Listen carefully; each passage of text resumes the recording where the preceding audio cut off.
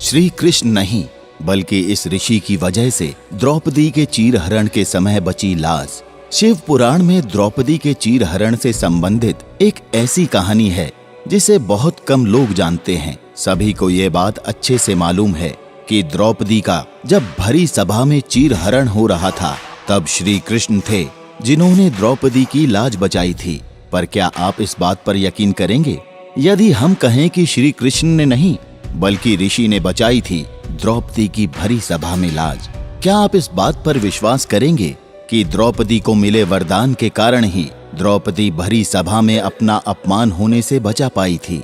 द्रौपदी यदि ऋषि की सहायता नहीं करती तो उन्हें ये वरदान नहीं मिलता, और वरदान नहीं मिलता तो फिर कौन द्रौपदी की संकट के उस क्षण में सहायता करता और कैसे द्रौपदी के सम्मान की रक्षा हो पाती?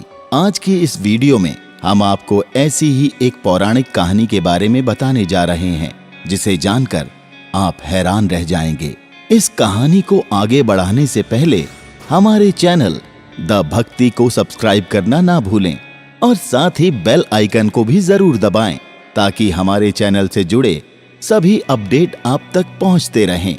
तो चलिए अब आपको बताते हैं कि आखिर कैसे ऋषि के इस वरदान ने पांडवों और द्रौपदी को भरी सभा में अपमानित होने से बचाया। शिव पुराण में वर्णित इस कहानी के बारे में बहुत कम लोग जानते हैं। दरअसल एक बार भगवान शिव के अवतार माने जाने वाले ऋषि दुर्वासा नदी में स्नान कर रहे थे।